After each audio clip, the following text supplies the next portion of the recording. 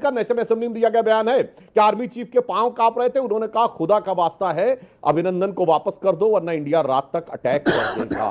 वाकई हालात बहुत मुश्किल हुए हैं। हालात ये मुश्किल हुए हैं कि जिस यूनाइटेड अरब अमीरात और सऊदी अरब के आगे आप कटोरा लेके घूमते हैं वो भारत के साथ India middle east Europe corridor बना रहा है। मोहम्मद बिन सलमान G20 में आए, एक दिन एक्स्ट्रा रुके भारत में व्यापार पे बात करने के लिए।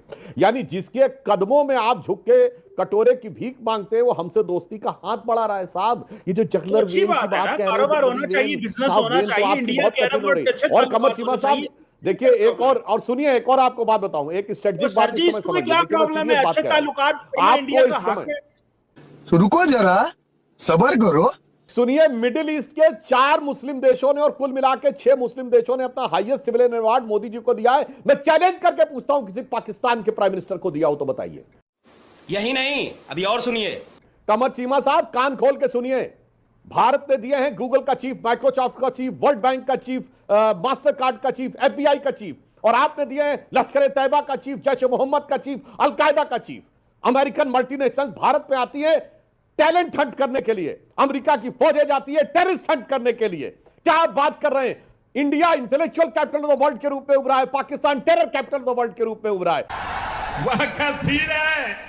इसीलिए ऑर्गेनाइजेशन ऑफ इस्लामिक कंट्रीज में भी सुषमा स्वराज जी भाषण देकर चली आई, आप सर के बल खड़े हुए कुछ नहीं कर पाए, कश्मीर के ऊपर कोई रेजोल्यूशन नहीं ले पाए, और आपका हम सफर हम निवाला हम पियाला हम सफर हमराज यूनाइटेड अरब अमीरात, आप जिसके आगे कटोरा लेके भीख मांगते हैं आपको भीख नहीं देता, मोदी जी को ऑर्डर ऑफ जायद देता है। मेरे भाई चश्मा उतारो फिर देखो यारो, दुनिया नई है चेहरा पुराना।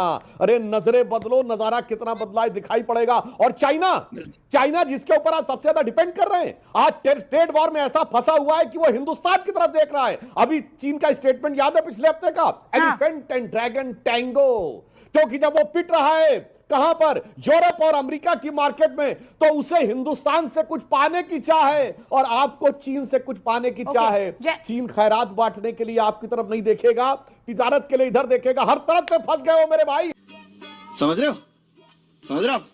चाइना ने भी इस आतंकवादी हमले की निंदा की है, और उससे अधिक महत्वपूर्ण बात है कि अरब और ईरान ने भी भारत का समर्थन किया, इस आतंकी हमले की निंदा की है। यानी अगर अरब और ईरान ये दोनों जो है मुस्लिम वर्ल्ड के 2 पोल्स हैं। एक पोल है जो अरब वर्ल्ड जिसको सऊदी अरब लीड करता है, मेनली जो सुन्नी है, और ईरान जो दूसरे पोल को, यानी एक दूसरा जो ध्रुव है जो मेनली शिया है उसको डिनोट करता। अगर ये दोनों भी साथ नहीं दे रहे हैं पाकिस्तान का, तो मैं कह सकता हूं कि पाकिस्तान की भारत ने उस ढंग से पेशबंदी करनी शुरू कर दी है कि जब पाकिस्तान बैठकर अरब और ईरान को देखता होगा तो उसके मुंह से यही निकलता होगा कि इस भरी दुनिया में कोई भी हमारा न हुआ, गैर तो गैर थे, अपनों का सहारा न हुआ। उस मुकाम तक लाकर पहुंचाने में सफलता हासिल की है। और रही बात इसकी, जो बिलावल भुट्टो साहब बोल रहे हैं, मुझे लगता है उनको जानकारी है नहीं है। पाकिस्तान इस जो जहनियत है इससे कब से जुड़ा हुआ है, उनको याद रखना चाहिए। उनकी मदर बेनजीर भुट्टो जी ने, हमें याद है हम लोग उस समय पढ़ते थे, स्टूडेंट थे, 1990 में पाकिस्तान की नेशनल असेंबली में चीख कर कहा था कि हम हिंदुस्तान से लड़ाई लड़ेंगे और चाहे 1000 साल तक हम लड़ाई लड़ेंगे, चाहे घास की रोटी खानी पड़े। वैसे 30 ही साल हुए हैं, 30-35 साल घास की रोटी खाने की नौबत आ गई है और हिंदुस्तान दुनिया की 5वीं बड़ी अर्थव्यवस्था बन गया। दूसरी बात, बिलावल भुट्टो जी को पता ही नहीं है, रूबिका जी, कि बेनजीर भुट्टो ने अपनी किताब लिखी थी, अपनी autobiography daughter of the east. मेरे ख्याल से कमर चीमा साहब को पता होना चाहिए। बेनजीर भुट्टो ने जो ऑटोबायोग्राफी लिखी है डॉटर ऑफ द ईस्ट, उसमें ना पता हो तो चैप्टर नंबर 2 में पेज नंबर 25 पे जाके पढ़ लें। वो कहते हैं कि during our childhood we were told that we have descended from the Rajput clans of Hindus. Bilawal मियां, आपका पानी और आपके रगों में दौड़ता हुआ खून दोनों ही हिंदुस्तानी है। कहां खाम में हवा में लट्टेबाज रहे हो मेरे भाई।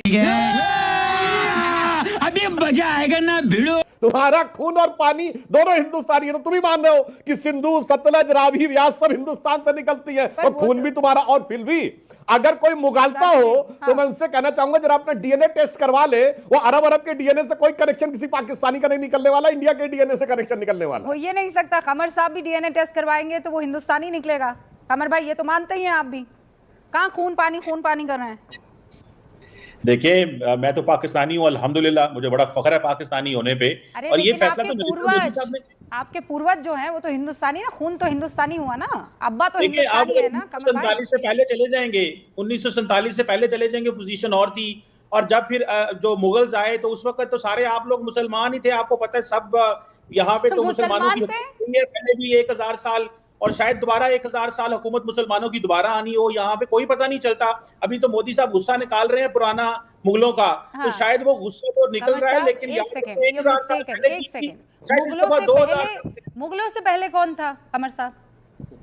देखिए मैं, आप मेरे से अगर हिस्ट्री में जाना चाहती हैं हाँ। तो उसके लिए रख ले एक लेदर सेशन। तो इसका मैं मतलब तो मुगलों से पहले आप हिंदू थे? बाप को भेज, तेरे बस की बात। कमर सीमा साहब, मुझे तो अफसोस उन पाकिस्तानियों के लिए हो रहा है जिनके रोते हुए चेहरे टीवी पे दिखाए गए, जो हिंदुस्तान आए थे किस लिए? इलाज कराने के लिए।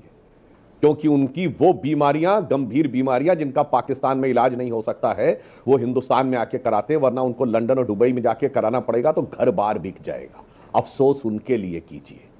हिंदुस्तान का वीजा किसी पाकिस्तानी को मिलता है तो उसे लगता है मेरी जान बच गई, क्योंकि वो इलाज कराने के लिए आता है। और पाकिस्तान की धरती पे कोई कदम रखता है, उसकी जान हलक में आ जाती है कि पता नहीं मैं वापस आ पाऊंगा या नहीं। इतना बड़ा अंतर है हमारे और आप में। और जो आपने कहा कि 1000 साल इसकी हुकूमत उसकी हुकूमत, तो मैं आप ही क्या के कोट कर रहा हूं। आज से तकरीबन 15 साल पहले मैंने यूट्यूब पे पाकिस्तान के एक थिंकर है हसन निसार साहब, जिनका एक कोई प्रोग्राम आता मेरे मुताबिक, उससे मैंने देखा था, उन्होंने कहा कि पाकिस्तान के एक मौलाना जाके सऊदी अरब में मां डींग हाँकने लगे कि साहब हमारा तो रूल था हिंदुस्तान पे, 1000 साल तक रूल था और हमने यूरोप तक रूल किया था। तो उन्होंने कहा उसी बीच में, ये 2007 की बात है, सऊदी अरब के मौलाना ने उनको टोकते हुए कहा कि जनाब जिस रूल की आप बात कर रहे हैं वो तो अरब रूल था, आपका उससे क्या लेना देना, आप तो 60 साल पहले हिंदुस्तान के हिस्से थे। भाई साहब वो अपना मुंह छुहारे जैसा लेके बैठ गए।